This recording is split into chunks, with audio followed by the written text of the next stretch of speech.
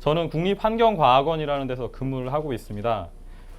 여기서 한 30분 정도 가면 인천에 쓰레기 매립하는 곳이 있는데 그 쓰레기 매립지 위에 여러 기관들이 있습니다. 이름하여 그 환경연구단지라고 있고요. 그 환경연구단지에 국립환경과학원이라는 곳에서 근무를 하고 있습니다. 제가 전공한 것은 지리학이고 그 중에서도 지형학입니다. 아마 여러분들이 생소하실 거라고 생각이 됩니다. 왜냐하면 전국에 지리학과가 약 20여 곳이 있습니다. 그래서 많은 대학에서 사실 그런 지리학이라는 전공을 가르치지 않습니다. 저는 박사학위 논문으로 홀로스의 해안사고 형성과 해수면 변화라는 논문을 썼는데, 해수면 변화는 쉽게 이해를 하실 거고 홀로스라는 게 좀 어려우실 수 있는데, 홀로스라는 부분은 우리가 현재 살고 있는 시간 동안을 말합니다. 지난 10,000년 정도부터 현재까지의 시간을 홀로세, 홀로신이라고 얘기를 합니다. 그래서 현재, 다른 말로 하면 현재 형성되고 있는 해안사고의 형성 과정과 그것들이 해수면 변화랑 어떻게 관련이 있는지를 논문으로 썼습니다. 그리고 제가 주로 연구한 것들이 경관이기 때문에 주로 경관에 대한 특성과 변화, 그리고 앞으로 기후변화가 일어났을 때 여러 가지 재해가 일어날 텐데 그걸 어떻게 저감시킬 것인가, 이런 부분에 대해서 연구를 하고 있고요. 하구역이나 습지, 무인도, 독도 이런 부분의 연구에 참여하고 있습니다. 네. 본격적으로 강의를 시작하도록 하겠습니다. 오늘 말씀드릴 순서는요, 먼저 우리나라 해안 경관의 일반적인 특성을 살펴보고, 그 다음에 해안 침식이 왜 일어나는지, 어떤 유형으로 발생을 하는지를 알아본 후에 어떻게 해서 해안 침식을 막을 것인가, 그리고 그 중에 대표적인 하나의 사례로 해안 사고에 대해서 공부를 해보도록 하겠습니다.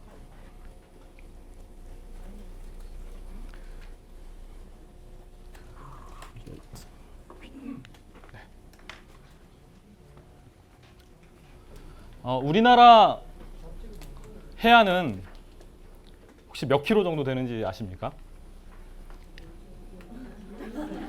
상당히 깁니다. 보통 이른바 반도라는 말을 써서, 페닌슐러라는 말을 써서 표현을 하는데, 사실 해안이 몇 킬로다라고 말을 하는 거는 약간 거짓에 가깝습니다. 왜냐하면 누구도 해안선을 정확하게 측량할 수가 없기 때문에 그래요. 여러분들이 잘 아시겠지만 곡선이라는 거는, 특히 부정확한 그런 곡선들은 잴 수가 없어요. 미분을 하면 할수록 계속해서 늘어나는 것이 해안선입니다. 어쨌거나 어떤 기준을 가지고 말을 할 수 있어요. 예를 들면 25,000분의 1 지형도를 기준으로 했을 때, 또는 50,000분의 1 지형도를 기준으로 했을 때, 이렇게 말을 할 수가 있는데, 우리나라 해안선의 길이는 대략 한 25,000분의 1 기준으로 했을 때 5,000km 정도 됩니다. 근데 그 도서지방이나 제주도나 이렇게 조그마한 섬들까지 하면 한 8,000km 정도 될 거고요. 그것들은 잠시 후에 한 번 더 말씀을 드리도록 하겠습니다. 근데 이러한 해안선이 점점 직선화되고 있고, 고정화되고 있고, 획일화되고 있고, 점이지대가 감소하고 있다는 것이 특징이자 문제점입니다. 그럼 직선화란 무엇인가? 방금 말씀드린 것처럼 원래 구불구불한 해안선이 있는데, 이걸 자꾸 여러 가지 구조물들을 이렇게 쌓으면서 점점점 해안선이 펴지고 있죠. 펴지는 건 결코 해안선 입장에선 좋은 일은 아닙니다. 두 번째, 고정화는 방금 말씀드린 것처럼 구불구불한 해안선들은 파도의 씻김이나 이런 것에 의해서 계속 변화를 하게 되죠. 그런데 직선화를 시키게 되면 해안이 고정되게 됩니다. 그래서 다른 말로 하면 마치 성격이 유들유들한 사람하고 성격이 아주 고든 사람, 이 차이가 좀 있잖아요. 그래서 고든 사람은 약간 부러지기도 쉽습니다. 그래서 좀 그 언쟁 같은 게 있을 때 좀 크게 싸울 수가 있겠죠. 부들부들한 사람은 좀 유효하게 넘어갈 수도 있는데, 그래서 고정화되면 해안선도 마찬가지로 어떤 침식이나 이런 부분에 한 번에 크게 쓸려갈 수가 있습니다. 획일화라고 하는 것은 무엇이냐? 우리나라는 동해안과 서해안이 서로 다른 해안 특성을 가지고 있습니다. 그런데 계획을 하는 사람들은 그것들을 별로 상관하지 않고 똑같이 만들어요. 그래서 나중에 보시겠지만 획일화의 문제점이 나타나게 되고, 점이지대라고 하는 말이 있는데 이건 약간 어려워 보이죠. 점이지대 좀 어렵죠. 어떤 한 사상이 다른 쪽으로 이렇게 전이되는 구간을 점이지대라고 합니다. 다른 말로 경계 부분이 되죠. 근데 그 경계는 자연계에서는 경계가 뚜렷하지 않습니다. 늘 우리가 육지와 해안을 나눌 때 머릿속으로 생각하기에는 육지, 해양 딱 나눠질 것처럼 나눠질 것처럼 보이지만 실제로 가서 보면 누구도 여기까지 육지, 여기까지 해안이라고 말을 하기 어려워요. 왜냐하면 그 사이에는 바닷물이 드나드는 점이지대가 있기 때문에 그래요. 그런데 점점점 고정화시키고 직선화시키다 보면 그런 점이지대들이 없어집니다. 즉 제방으로 쌓여있는 곳에서는 어디까지가 육지고 어디까지 해안인지가 분명하게 나타나죠. 그래서 이런 점이지대가 없어진다는 것도 문제점입니다. 예, 이런 이유로 해서 해안 길이도 감소하고 해안 침식이 증가하고 있으며 또 점점점 해안선이 후퇴하고 있습니다.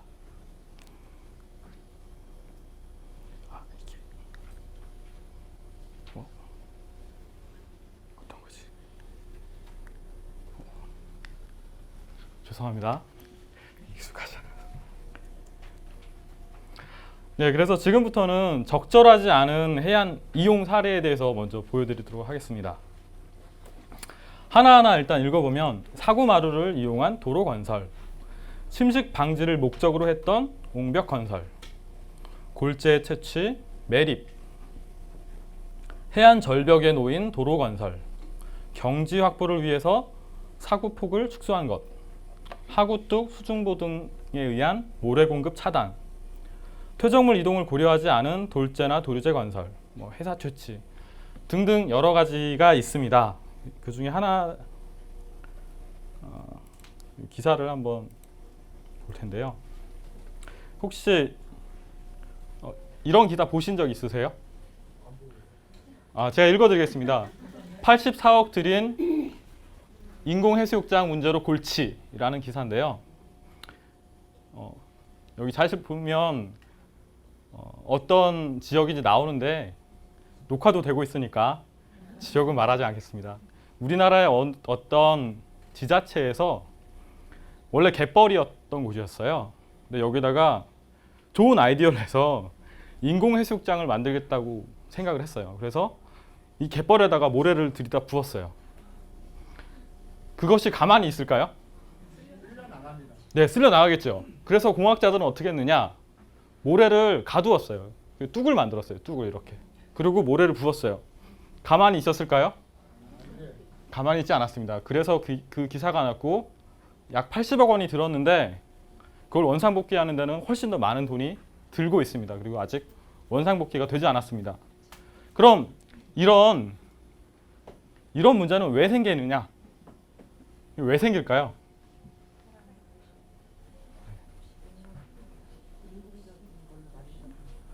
네, 인공적인 걸 만들어서 그렇고, 가장 중요한 거는 제 생각은 그렇습니다. 잘 몰라서 그래요. 거기가 무엇인지 잘 몰라서 그렇습니다. 공학자들은 웬만하면 다 공학적으로 해결이 가능하다고 생각하는데 사실 해안은 그렇게 만만한 곳이 아닙니다. 우리가 아는 것보다 모르는 게 훨씬 많습니다. 그래서 조금 더 그런 사례들을 보겠습니다.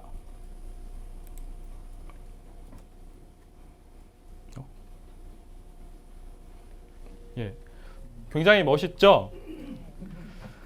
멋있는데 사실은 감탄할 만한 곳은 아닙니다. 이 부분이 원래 이렇게 뚝이 있었던 곳이에요. 제방이 있었던 곳인데 터진 겁니다. 그럼 이게 왜 이런 호수가 생겼느냐? 오래전에 여기에 해안사구라고 하는 거대한 모래 언덕이 있었어요. 근데 해안사구는 대부분 그 유리를 만들 수 있는 규사라고 하는 모래로 이루어져 있기 때문에 그 규사 채취를 목적으로 많은 모래들을 퍼놨어요. 그러고서 이제 이게 점점점 사라지니까 이 앞부분은 내비뒀습니다. 이렇게. 그래서 제방을 막고 일부의 해안 사고를 남겨뒀는데 이게 큰 태풍이 불었을 때 뚫리고 만 겁니다.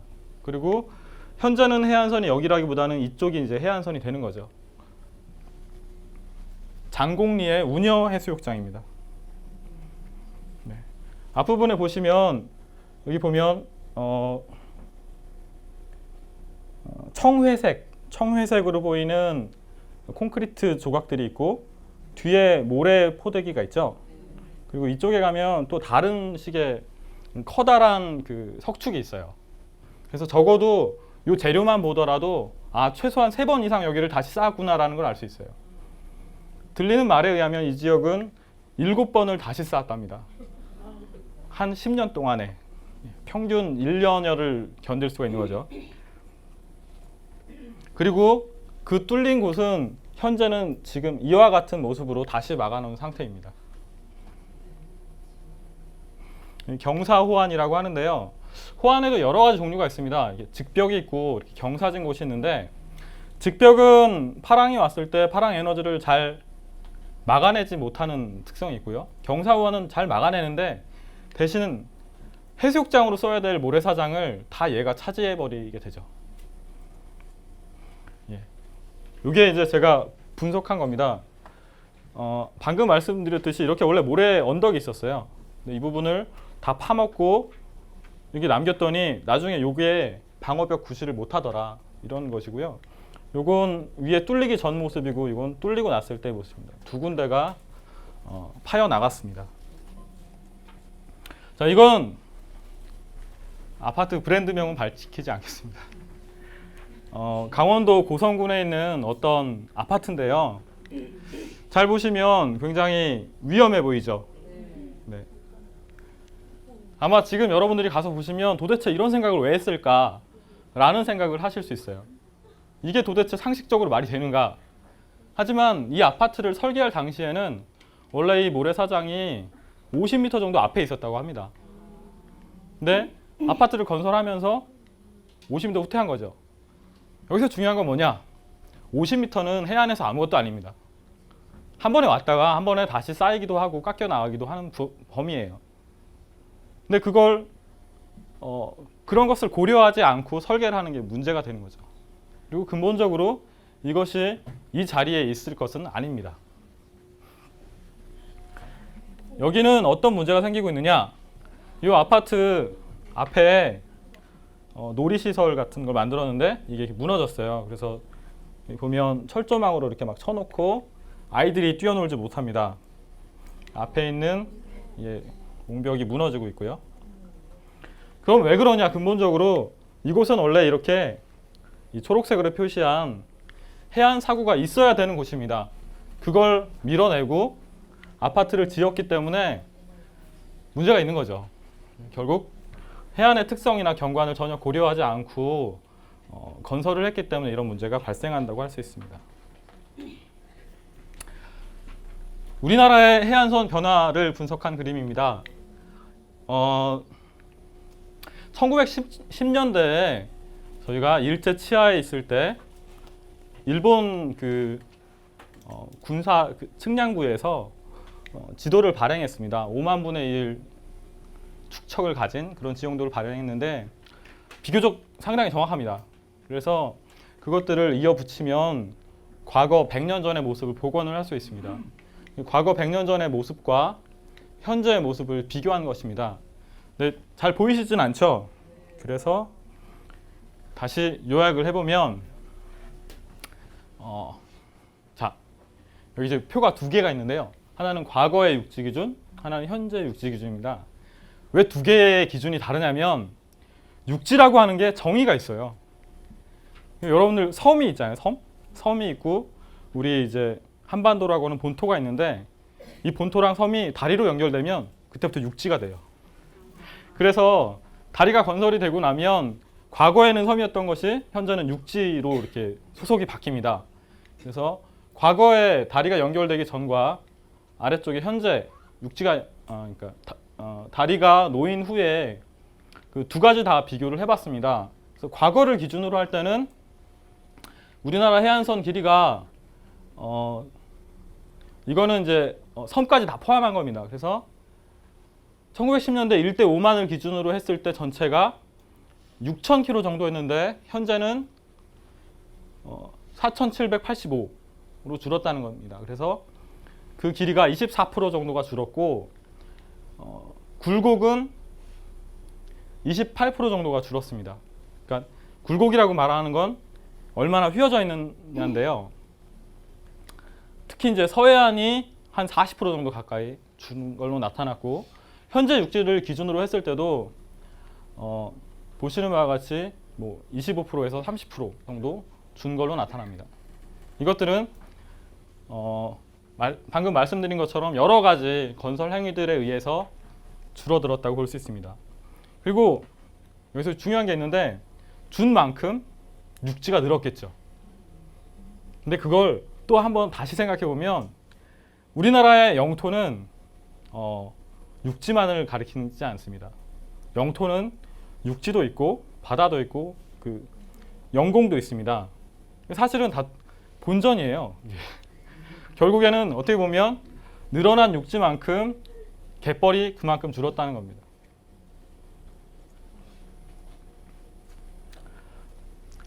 좀 이제 어려운 말들을 좀 할 텐데요. 해양 경관의 유형과 경관 요소의 변화라는 제목을 붙여봤습니다. 우리나라의 대표적인 해양 경관은 크게 나누어서 사빈 해양 경관과 암석 해양 경관 두 가지로 나눌 수가 있어요. 사빈 해양 경관을 좀 더 다른 말로 쓰면 해빈 해양 경관이라고 말을 할 수 있습니다. 해빈이란 말은 모래가 쌓이면 사빈, 자갈이 쌓이면 역빈. 역빈이란 말이 좀 많이 쓰이지 않은 단어라서 보통 자갈해안 이렇게 쓰고요. 그 다음에 머드가 쌓인 경우를 갯벌이라고 얘기를 합니다. 그런 것들을 해빈이라고 말을 하고 그것이 지배적인 경관을 해빈해안 경관이라고 말을 합니다. 반대로 암석해안 경관은 암석이 그대로 노출되어 있는 부분들을 암석해안 경관이라고 합니다. 이렇게 크게 두 가지로 나누는데 바다와 육지의 거리에 따라서 나타나는 경관의 유형이 달라집니다. 굉장히 자연스러운 현상입니다. 앞쪽에는 사빈이나 사주나 사취 이런 것들이 있고 그 다음에 해안사구가 있고 그 다음에 석호나 습지 사구가 있고 그 다음에 해안평야가 있고 그 다음에 완경사 사면, 급경사 사면 이렇게 달라지는 그런 자연적인 경관 요소를 가지고 있습니다. 암석해안 경관에서는 파식대나 시스텍 같은 것들이 앞에 나타나고 중간에 해안 단구면이 나타나고 그리고 산지로 이어지는 것이 일반적인 경관입니다. 일단 이 부분까지만 하시고요. 그래서 그것들을 하나하나 살펴보도록 하겠습니다. 먼저 사빈. 방금 말씀드렸듯이 해빈 해안 경관의 대표적인 것이 사빈입니다. 샌드비치죠.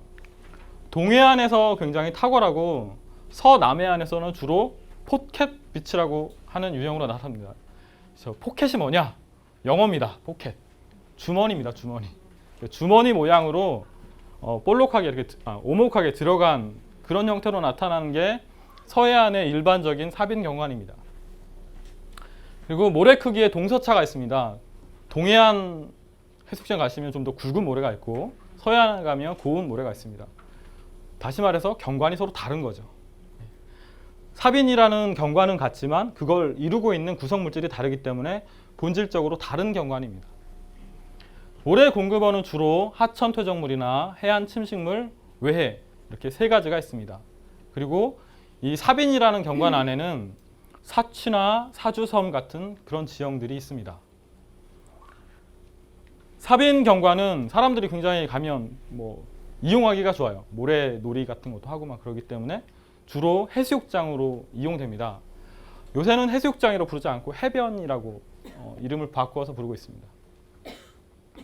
사빈을 유지하기 위해서는 적절한 모래 공급이 필수적입니다. 이것이 그림인데 사빈 해안 경관의 전형적인 모습입니다. 맨 앞에서부터 기둥 모양의 사주라는 것들이 있고 그 뒤에 이제 삽입면이라고 해서 바닷물이 오르락내리락하는 부분이 있습니다. 그리고 그 뒤에 범이라고 하는 부분이 나타나고 뒤에 모래 언덕인 사구가 나타납니다. 우리나라에서는 이 사구를 많이 이용을 해서 여기다가 도로를 냈거나 건물을 짓거나 하는 경우가 많습니다. 동해안의 전형적인 삽입해안 경관입니다. 어디인지 아세요? 틀렸습니다. 네. 고성의 죄송합니다. 양양의 동홀이라고 하는 곳입니다. 이쪽이 동홀이, 저쪽이 뭐 뭐지? 모르겠다. 동홀이. 죄송합니다. 동홀이라고 하는 곳입니다.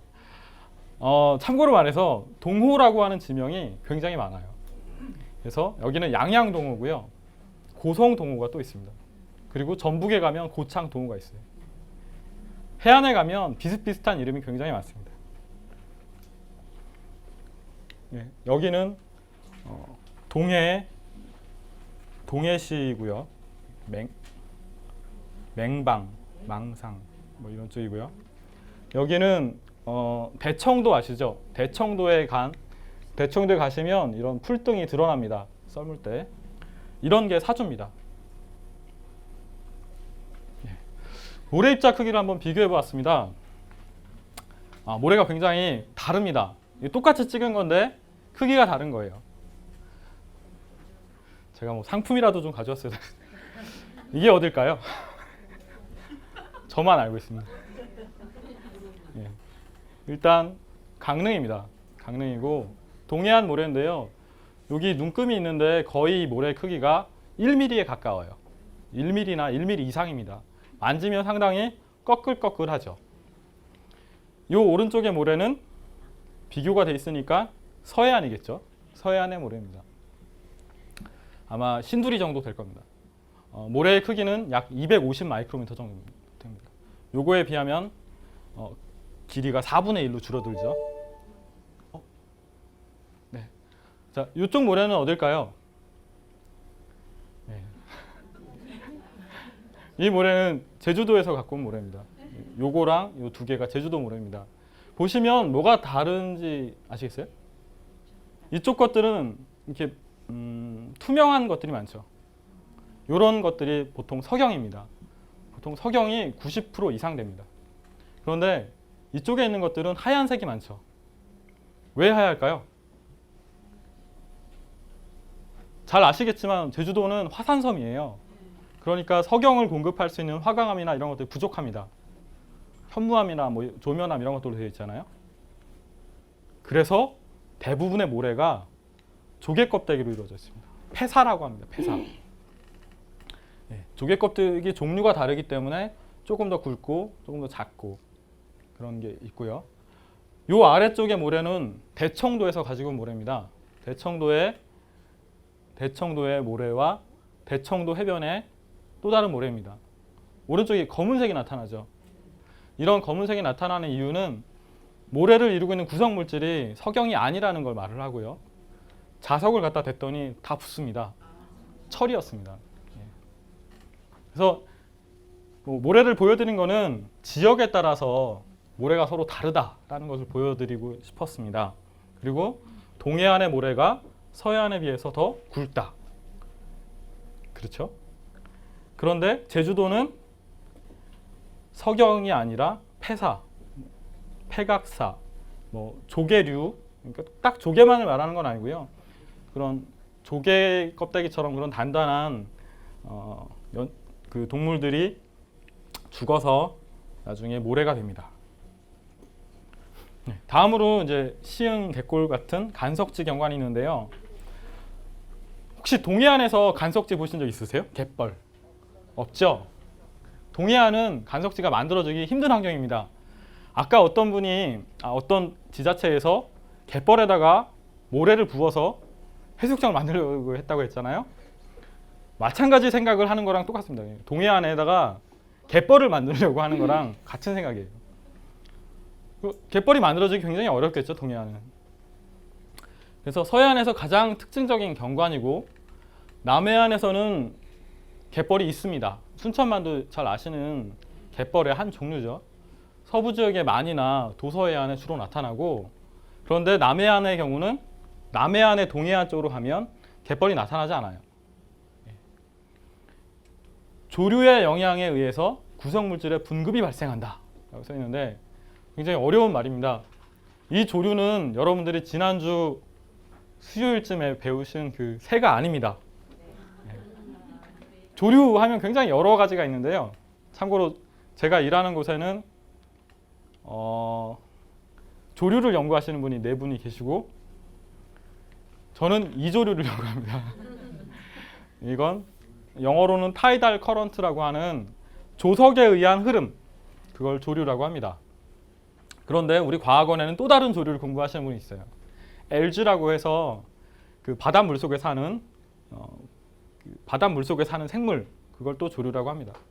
조류라고 말하면 이제 여러 가지가 있습니다. 여기서 말씀드리는 건 어떤 조석에 의한 흐름 때문에 이 간석질을 이루고 있는 구성 물질에 분급이 발생한다라는 말입니다. 분급은 뭐냐?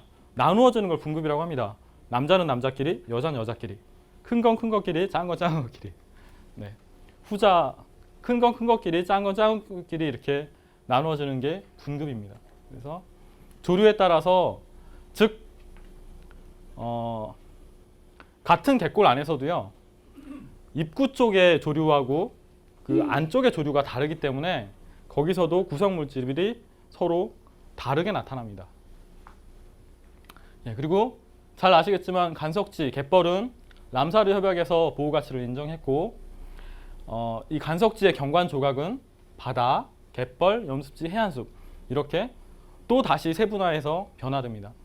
그리고 이 경관 조각들을 잇는 통로는 우리가 갯골이라고 부릅니다. 네. 하지만 갯벌은 잘 아시는 것처럼 굉장히 오랫동안 매립의 대상이 되어 왔습니다. 사람들이 그렇게 생각하는 거죠. 이건 쓸모가 없으니까 땅으로 바꿔야겠다. 하지만 우리나라는 상당히 쓸모 있는 땅들이 많습니다. 그래서 좀 아쉽게도 그것들을 늦게 깨달았기 때문에 간석지가 많이 사라졌는데 대표적인 것이 이 인천 연안입니다. 보시면 노란색 부분이 있고 보라색 부분이 있는데 보라색 부분이 과거에는 갯벌이었으나 현재 육지가 된 곳입니다. 굉장히 많죠. 강화도 남단 갯벌 같은 경우는 지난 100년간 한 3분의 1이 감소를 했고 천수만 방조제나 새만금 간척지 등으로 인해서 크게 감소했습니다. 참고로 간석지를 매립한 땅을 간척지라고 합니다. 네, 이거는 저는 그 인천 쪽에 살기 때문에 강화 갯벌입니다. 네, 보통 갯벌에는 이런 염생식물들이 잘 자라죠. 다음으로 해빈 중에서 사빈을 받고 갯벌을 받죠. 나머지 하나는 역빈이라고 하는 자갈 해빈입니다. 자갈로 이루어진 해빈이 있는데 아쉽게도 자갈 해빈에 대한 연구는 많지가 않아요. 그런데 자갈 해빈 경과는 굉장히 독특하죠. 보통 자갈 해빈, 그러니까 자갈로 되어 있는 해수욕장에 가시면 뭘 하시나요? 돌을 주워가죠, 막. 주워가고 돌을 쌓기를 좋아합니다. 또 이렇게 우리나라 이렇게 자갈로만 있으면 다 이렇게 탑이 있어요. 하면 자꾸 이렇게 쌓으세요. 근데 쌓는 건 좋은데 가져가는 건 별로 좋지 않습니다. 왜냐하면 자갈이라는 놈이 생각보다 퇴적이 어렵습니다. 그래서 자갈 해수욕장들이 이름이 붙은 게 굉장히 많아요. 뭐 완도의 구계등이나 덕적도의 자갈마당, 또 뭐가 있을까요? 백령도에 가면 콩돌해안, 이런 식으로 자갈의 특징에다가 이름을 붙여가지고 그 해수욕장을 대변하는 그런 명칭을 많이 만들어줍니다. 여기 써있네요. 네, 여기는 파랑 에너지가 크고 해빈과의 경사가 급한 곳입니다. 한마디로 말해서 자갈이 쌓이느냐 모래가 쌓이느냐는요, 파랑 에너지가 얼마나 세냐에 따라 다른 거예요. 그러니까 파랑 에너지가 세면 더 큰 물질이 이동을 하고 그거보다 더 큰 물질이 남아있게 되는 거죠. 만약에 파랑 에너지가 약하면 자갈인 곳에서는 그 자갈들이 계속 남아 있을 수가 있는 거죠. 아무튼 세면 셀수록 좀 더 입자가 커진다라고 생각하시면 돼요. 남아 있는 게 그 파랑 에너지가 가지고 갈 수 있는 것보다 커야 됩니다. 그래서 사빈 해안을 아까 그 모래로 되어 있는 해안을 복구할 때 보통 거기에 있는 모래보다 조금 더 굵은 모래를 투입하는 게 좋다고 합니다. 그런데 잘못 적용하면 훨씬 큰 걸 갖다 붓는 경우가 있어요. 그렇게 되면 결국에 그게 원래의 기능을 잃게 되는 거죠. 원래 여기가 이제 모래사장이었는데 가끔씩 잘못해가지고 자갈 사장이 되는 경우가 있습니다. 자갈 해변이 되어버리는 경우가 있습니다. 이거는 남해 물건이라고 하는 곳입니다. 뒤에 방풍림이 있는데 이건 화렵수로 되어 있는 특징이 있고요. 이건 덕적도의 자갈 마당의 그림입니다. 이거는 콩돌 해안이라고 백령도에 있는 것입니다. 자, 그리고 여태까지 해빈 경관에 대해서 알아봤고 이제 사구에 대해서 알아볼 텐데 사구는 서해안 사구와 동해안 사구로 나누어서 보겠습니다. 근데 제가 마지막 강의로 사구를 따로 준비했기 때문에 여기를 굉장히 빨리 넘어가겠어요. 사구는 잘 아시다시피 모래 언덕이고 서해안의 사구는 가는 모래로 이루어져 있는 특징이 있습니다. 우리나라에는 2001년까지는 한 133개라고 이제 전국의 해안 사구를 목록화했는데 제가 나중에 더 조사를 했더니 한 200개 정도로 늘었어요. 그래서 전체적으로 한 200개 정도의 해안 사구가 분포를 하고 있습니다. 혹시 여기 가보신 적 있으신가요? 네, 이렇게 딱 보면 보통 사람들이 어디예요? 이렇게 많이 묻습니다. 네, 대청도입니다. 대청도에 굉장히 멋있는 해안 사구가 있습니다. 네, 멋있죠? 네, 이게 이렇게 바람이 남겨둔 흔적이죠. 네, 리플이라고 하는 바람이 지나간 길입니다. 바람이 이렇게 지나갔을까요? 네, 네, 이렇게 지나간 거죠. 근데 이것만 봐서는 이쪽으로 갔는지 이쪽으로 갔는지는 모르겠습니다. 제가 보기에는 저쪽에서 이쪽으로 부른 것 같습니다. 어떻게 하셨습니까? 아, 네. 대단하십니다. 네. 제가 그 원리에 대해서는 나중에 설명을 드리도록 하겠습니다. 네, 우리나라의 해안사고는 이런 경관은 아주 예외적인 경관입니다. 실제로는 이렇게 생긴 게 아닙니다. 이거는 거의 사막사고에 가깝고요. 대부분의 해안사고는 이렇게 생겼습니다. 다 풀이 덮고 있습니다. 그리고 이 풀이 굉장히 중요한 역할을 합니다. 예, 여기 앞에 거는 보령의 소왕사고라는 곳이고요. 여기는 마찬가지로 대청도에 있는 곳인데 이렇게 소나무가 있는 곳도 있습니다. 동해안 사고는 서해안 사고보다 높지 않습니다. 굉장히 완만한데 제가 이제 뭐 방송 기자들을 데리고서 가끔 동해안을 가서 이제 촬영을 하면 사람들이 사고가 어디 있는지 이렇게 두리번거립니다. 보이지 않아요. 왜냐하면 굉장히 낮기 때문에 그렇습니다. 그 이유는 사고의 발달 과정과 관련이 있는데 사고는 바람에 의해서도 형성이 되고 파랑에 의해서도 형성이 됩니다. 그래서 바람이 많이 부는 곳에서는 이렇게 높아지는 특성이 있고 그렇지 않고 파랑에 의해서 그 바닷물이 쌓아놓은 물, 파도라고 말씀하셨는데 파도랑 파랑은 약간 어감이 달라요. 네, 비슷합니다. 파도가 가지고 온 모래가 남겨놓고 가면 이렇게 형성이 됩니다. 여기서 사구열이 여러 개가 형성이 됩니다. 그래서 동해안의 사구는 정확하게 말해서는 빈재열이라고 부르는 게 맞습니다. 제가 빈재열이라고 써놨죠. 이것이 동해안 사구의 전형적인 특성을 가진 하시동 안인 사구입니다. 최초에는 안인 사구라고 부르려고 했는데요. 하시동 주민들이 왜 우리 이름은 빼냐 해서 하시동 안인 사구가 되었습니다. 하시동이 안인 사구가 아니라 하시동 안인 사구입니다. 그리고 여기는 고성 동호 사구입니다. 보시는 것처럼 평평하죠. 이 평평하지만 이것이 굉장히 중요한 역할을 합니다. 왜냐하면 뒷부분에 농경지나 마을이 있습니다. 그것들을 보호하는 역할을 합니다. 고성동호입니다. 고성동호. 아까는 양양동호, 지금은 고성동호. 동쪽에 큰 호수만 있으면 동호라고 붙여요. 네. 이건 아마 맹방 쪽에 있는 해안사고입니다. 굉장히 비고가 낮죠. 예, 그리고 이런 사구 뒤에는 어김없이 석호라고 하는 것이 있습니다. 동해안에서 흔하게 나타나는 경관이고 보통 개터짐이라고 하는 그런 현상이 나타납니다. 들어보신 적 있으세요? 개터짐? 예. 보통 바닷가에 많이 붙이는 게 갯입니다. 갯. 우리가 식생도 뭐 갯그령, 갯매꽃, 갯쇠보리 뭐 이런 거 들어보셨죠? 갯자가 붙으면 바닷가를 가리키는데요. 어쨌든 바닷가 쪽에서 어떤 터지는 현상이 있다. 개터짐이죠. 아까 사주라는 지형을 보여드렸는데 그 사주가 평상시에 이렇게 있다가 한쪽의 수위가 높아지면 사주가 터져버립니다. 그래서 그런 걸 개터짐이라고 하는데요.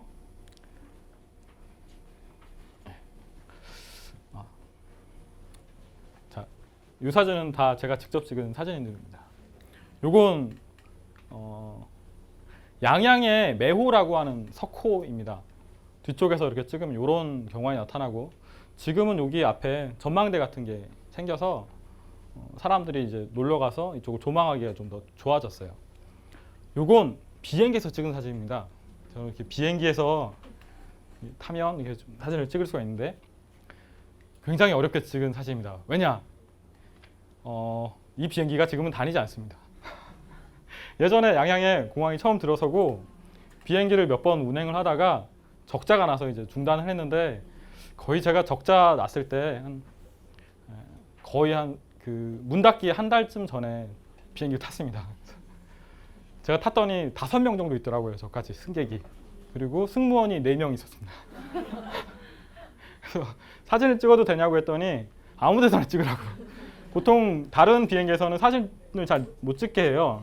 네, 여기 뭐 마음대로 막 공개를 해주시더라고요. 조그마한 사진이지만 여기 보시면 석호라는 지형이 어떻게 나타나는지가 잘 드러납니다.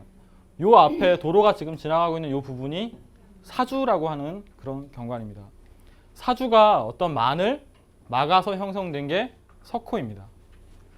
그런데 그럼 여기서 굉장히 중요한 거는 사주죠. 사주.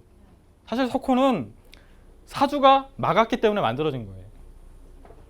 그럼 사주가 어떤 특성이 있느냐? 모래 움직임에 따라서 늘어났다가 줄어들었다가 하는 특성이 있어요. 그런데 이렇게 도로를 막으면 그런 특성이 없어지겠죠. 그래서 현재 대부분의 석호는 아쉽게도 이게 석호의 그런 기능보다는 그냥 호수로 바뀐 경우가 많습니다. 그나마 그래도 이쪽 그 매호가 좀 좋은 거는 요 앞부분에 출구가 자유롭게 변해요. 요 부분에 출구인데 요 부분에 현재는 막혀 있습니다. 막혀 있다가 이게 바다 쪽에서 물이 강하게 밀고 들어오거나 아니면 봄철에 눈이 녹으면 물이 막 밀려가거든요. 눈 녹은 물이 밀려가게 되면 터집니다. 그리고 그때 일어난 현상은 개터짐. 네. 개터짐에 얽힌 일화를 하나 소개해드리겠습니다. 개터짐은 석호에서만 일어나는 게 아니라 동해안에 있는 대부분의 하천에서 잘 나타나는 현상입니다. 연안유에 의해서 사주가 점점 길어져 가지고 하구를 막고 있어요. 그런 걸 보신 적 있나요? 보신 적 없죠? 봤어야 되는데. 예, 보신 적이 없네요. 예, 지금 이게 동해안의 양양 남대천의 모습인데요. 이렇게 막힙니다. 이렇게 막혀 있어요. 이렇게 막혀 있으면 어떻게 될까요? 물이 왔다 갔다 하지 못하겠죠? 그러면 물은 계속 내려오니까 물이 쌓입니다. 저 막은 만큼 쌓이겠죠. 그럼 어떤 날 가면 바다는 이만큼인데 하천은 이만큼이 있을 수가 있겠죠. 그리고 한 번 더 물이 좀 더 내려오게 되면 이게 더 높아져서 터지게 됩니다. 이때 한번 터지게 되면 개터짐이라고 하는 현상이 일어나면서 바닷물도 같이 밀고 들어갑니다. 잘 아시는 것처럼 바닷물이 민물보다 무겁죠. 그러니까 바닷물은 아래로 밀고 들어가고 민물은 위로 이렇게 섞이게 됩니다. 이렇게. 그러면 거기 사는 생물들도 그걸 느끼겠죠. 짠물이 들어오는 거예요. 짠물이. 짠물이 막 밀고 들어오면 물고기들이 살아야 되니까 상류로 거슬러 올라갑니다. 그리고 그것이 상당히 많은 그 물고기가 한꺼번에 이렇게 올라가겠죠. 막 올라가면 저한테 전화가 와요. 여기 이상한 일이 생겼다고. 누가 뭐 독극물 같은 거 푼 것 같다고 전화가 와요. 나중에 막 조사해 보면 개터짐 때문에 나타나는 현상이에요. 굉장히 자연스러운 현상입니다. 그러니까 하구가 막혀 있을 때는 상류에 있던 물고기들이 내려와서 담수가 됐으니까 놀고 있다가 개터짐이 일어나면서 하구에 염수가 밀려오니까 위로 올라가는 거죠. 이런 일들이 잘 나타나는 것이 동해안 석호의 특징입니다. 네. 그리고 석호는 굉장히 좋은 경관을 가지고 있어요. 그래서 동해안 사람들은 대부분 어떤 마음의 고향 뭐 이렇게 생각을 합니다. 여기는 송지호라는 곳이고요. 이건 송지호의 출구 모습입니다. 송지호는 굉장히 유명한 철새 도래지예요. 그래서 이 부분에 철새 조망대가 있습니다. 안타까운 건 철새 조망탑에 올라가면 눈높이에 이렇게 빔이 이렇게 들어가 있어요. 그래서 이렇게 보려면 숙여야 됩니다. 여기는 화진포구입니다. 이승만 별장 뭐 그런 별장들이 김일성 별장 뭐 이런 것들이 있습니다. 이게 항공사진인데 요게 사주고 안쪽에 호수가 하나, 두 개가 있습니다. 다음으로 하구, 석호랑 비슷한데 하천이 그대로 바다로 가는 곳을 하구라고 합니다. 아까 점이지대라는 말씀을 드렸잖아요. 점이지대, 전이지대는 거의 비슷한 말인데 하천과 바다가 만나는 점이지대 또는 하천이 바다로 흘러들어가는 전이지대 이렇게 말을 할 수 있습니다. 동해안은 하구의 범위가 굉장히 짧습니다. 대부분 조사를 하면 3km 이내 정도로 나와요. 그리고 웬만한 하천은 1km 이내고요. 그런데 서해안에서는 그 하구의 범위가 굉장히 깁니다. 수십 킬로미터. 대부분 어디까지 바닷물이 밀고 들어오느냐? 하구 뚝이 있는 데까지 옵니다. 하구에 뚝이 있거나 보가 있거나 해서 더 이상 정말 물리적으로 갈 수가 없는 곳까지 바닷물이 밀고 들어옵니다. 그게 수십 킬로미터입니다. 네.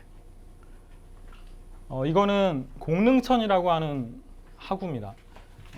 인천의 한강의 지류인데요. 공릉천입니다.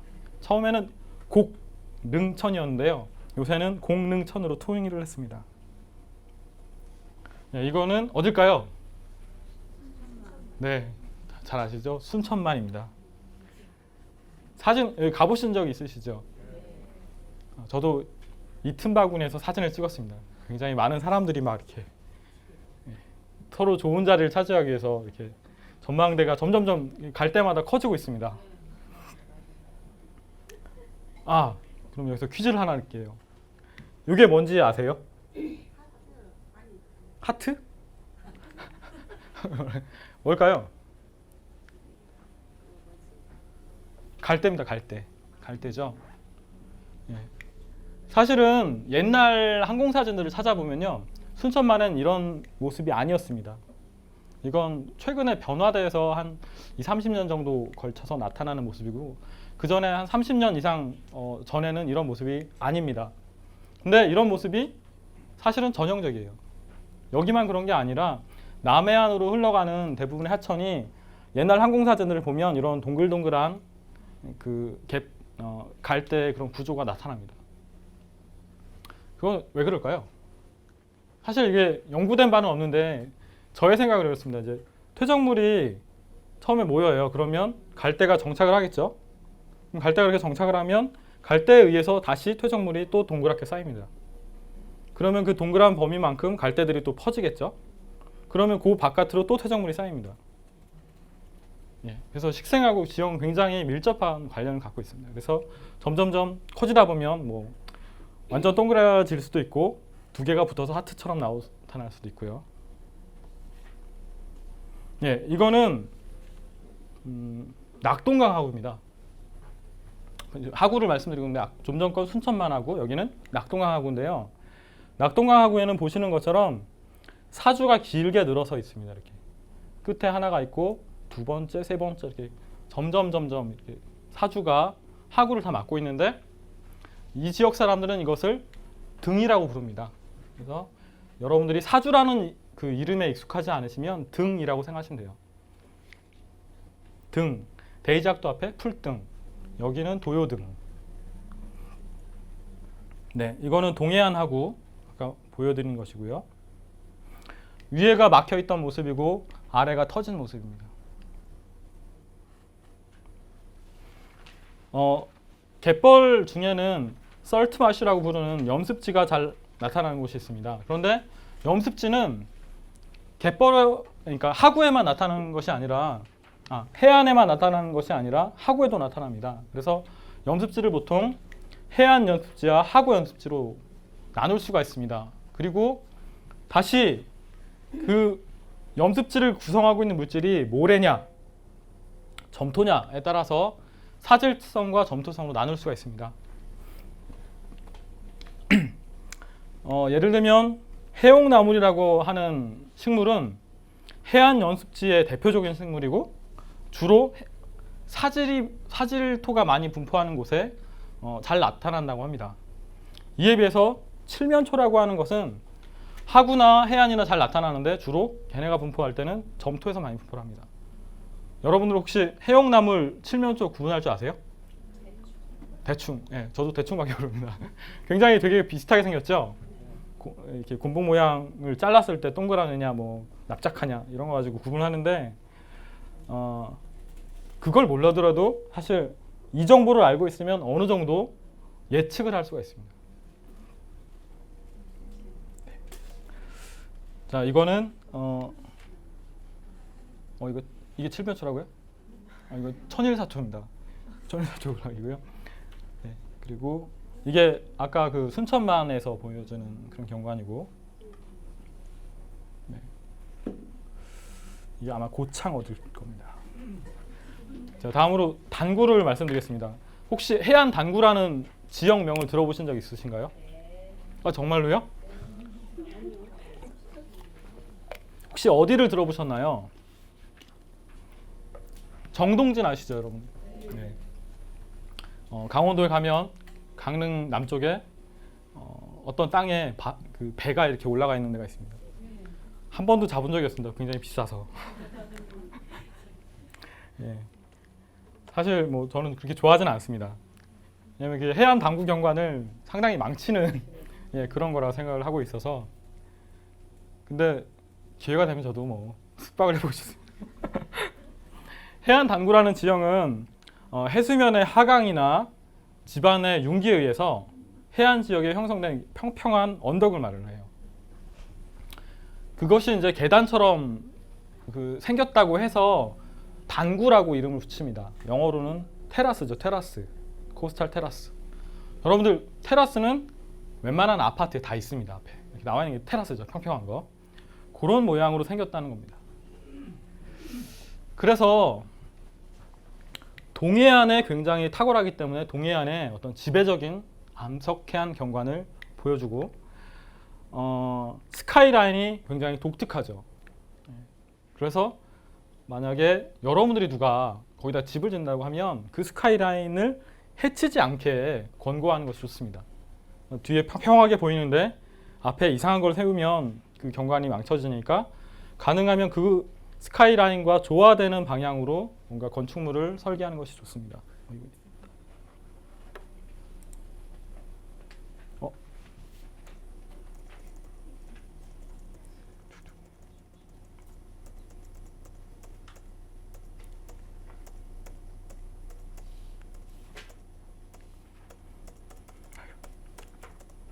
많이 넘어갔네요.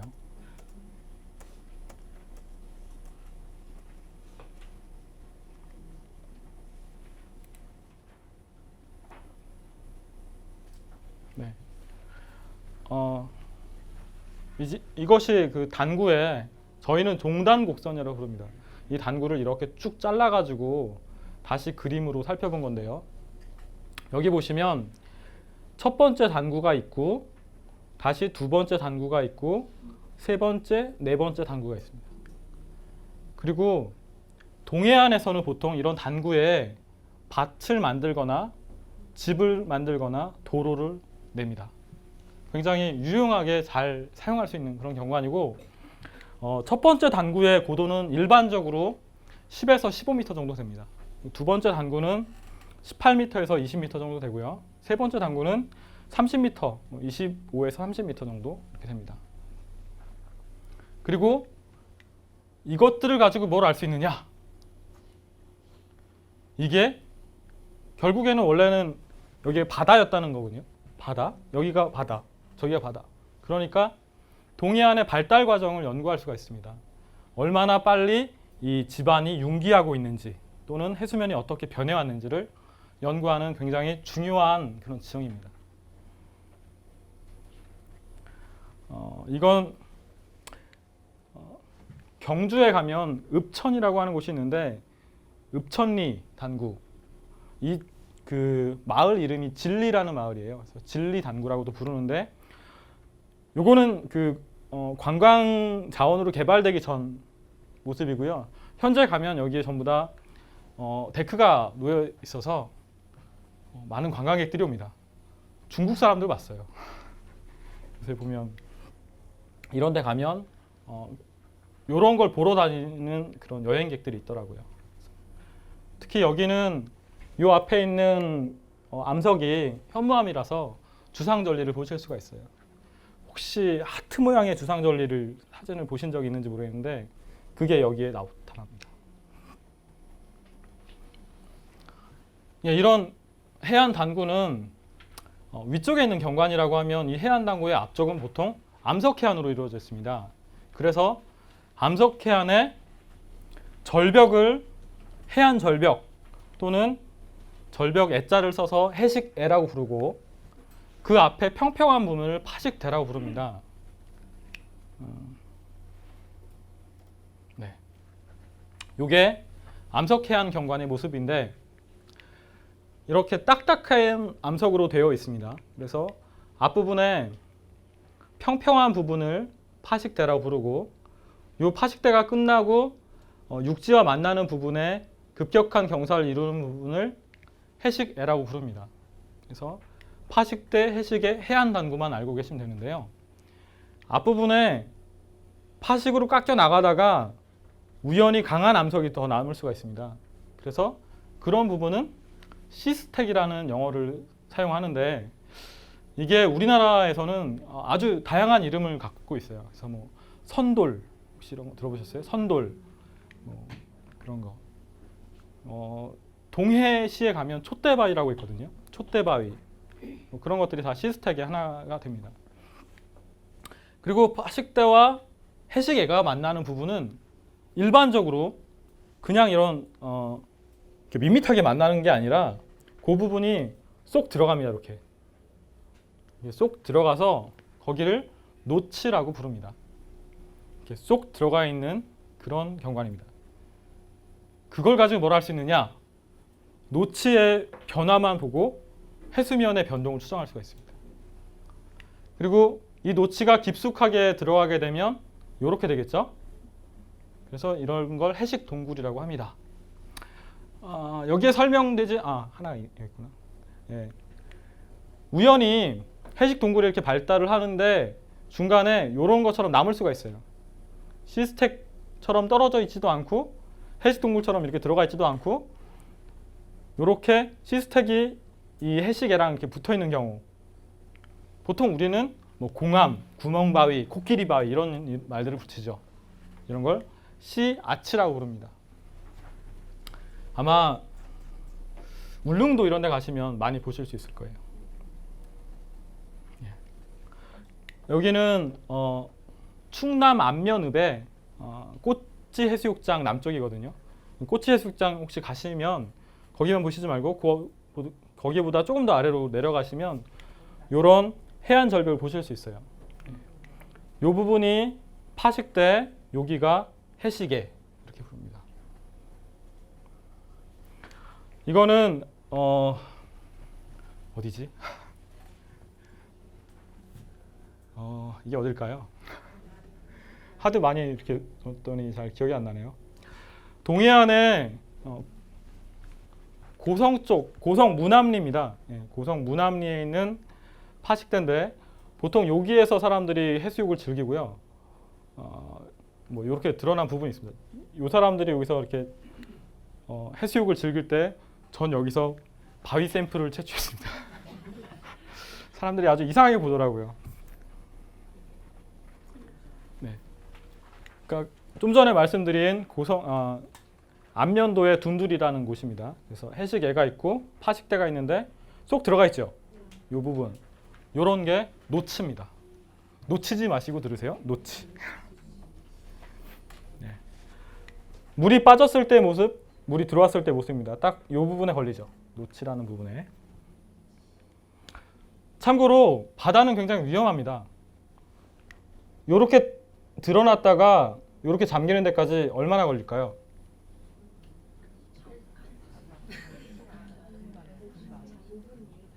예, 완전히 드러났다가 완전히 잠기는 데는 6시간 반 정도 걸립니다. 그죠? 왜냐하면 하루에 2번의 만조와 간조가 있습니다. 그죠? 12시간 반 정도의 간격으로 만조와 만조가 있거든요. 그러니까 만조와 만조가 12시간 반이니까 간조 때와 만조 때는 6시간 정도 되겠죠. 6시간 6시간 전에는 완전히 육지처럼 이렇게 드러나 있다가 6시간 뒤에는 이렇게 완전히 잠깁니다. 이 폭이 한 200m 정도 돼요. 그러니까 여러분들이 조개를 잡으러 갔다가도 굉장히 조심해서 바다를 살펴야 됩니다. 서해안에서 익사 사고가 빈번치 않게 납니다. 그 대부분의 이유가 조류가 언제 들어오는지 잘 몰라서 그래요. 근데 왜 그걸 잘 모르냐면 이 사이클을 보면 이렇게 올라갔다가 만조 때 또는 간조 때는 완만합니다. 그 경사가. 그랬다가 만조와 간조 사이는 굉장히 급격하게 내려가요. 그래서 요 사이에 걸리면 굉장히 물이 빠르게 이동을 하는 거죠. 간조 때는 완만하게 이렇게 있다가 다시 만조 때가 되면 급하게 올라가기 때문에 물이 굉장히 빨리 들어갑니다. 이걸 조금 더 과장해서 말을 하면 세 사람이 길을 가요. 첫 번째 사람은 물이 이렇게 딱 들어오니까 그냥 걸어갑니다. 두 번째 사람은 조금씩 뛰어가요. 세 번째라면 엄청 뛰어갑니다. 제가 그랬어요. 제가 세 번째였어요. 그래서 물이 막 들어오는데 길이 금방 끊기더라고요. 이런 파식대와 해식에는 어떻게 발달하느냐? 그림과 같은 과정을 거쳐서 발달합니다. 앞부분에 있던 해식애가 점점점 후퇴를 하면서 파식대가 만들어져요. 그래서 해식애가 잘 발달하고 파식대가 넓은 곳에 가시면 그런 상상을 하시면 돼요. 이게 한때는 해안선이 저쪽이었구나. 굉장히 멀리 있다가 이렇게 드러납니다. 사실 이게 제가 이렇게 설명을 드렸지만 이게 몇천 년밖에 걸리지 않아요. 이렇게 후퇴하는데. 그리고 이걸 잘 계산해 보면 어떤 날은 굉장히 빨리 후퇴할 때가 있어요. 태풍이 오거나 어떤 해양에서 이벤트가 있는 날은 굉장히 빨리 후퇴합니다. 자, 이게 유명한 바위입니다. 추암, 촛대바위입니다. 예. 동해시에 가면 동해시의 상징으로 이렇게 걸려 있습니다. 사진을 잘 찍는 분들은 요 뒤에 해를 이렇게 걸죠. 추암, 촛대바위를 이렇게 걸고. 애국가 자막 화면에 나오는 바위입니다. 지금 이 촛대바위가 문제가 있는데 금이 가고 있어요. 그래서 동해시에서는 저걸 어떻게든지 보존하기 위해서 노력을 하고 있다고 합니다. 예전에 조선시대 때는 저기 2개였대요. 원래 쌍촛대였는데 촛대가 하나 부러져서 바다에 잠겼답니다. 여기는 잘 아시는 독도입니다. 독도에 가면 독도에도 화산이 있고 괭이 갈매기만 있는 것이 아니라 이런 해식애와 파식대가 있습니다. 굉장히 평평하죠. 파식대도 사실 다시 분류를 할 수가 있어요. 수평 파식대와 경사 파식대로 분류를 할 수 있는데 서해안은 경사파식대, 동해안은 수평파식대입니다. 완전 평평하죠. 예, 그리고 다음으로 우리가 인공적으로 만든 호수를 볼 수가 있는데 인공호들은 대부분 지형적으로는 큰 관심이 없지만 철새, 도래지나 뭐 이런 것들로 해서 가치가 있습니다. 네. 네, 요약해서 말씀드리면 해빈과 사구가 이루는 경관이 있고 또 간석지는 염습지와 같이 나타나는 경우가 있습니다. 석호는 보통 사주랑 같이 나타나죠. 그리고 하구는 동해안과 서해안이 서로 다른 특징을 가지고 있습니다. 동해안에서 잘 나타나는 하구에서의 어떤 터지는 현상을 뭐라고 한다고 했죠? 네, 개터짐 있었고요. 네, 이상으로 일단 첫 시간을 마치겠습니다. 생명도시 시흥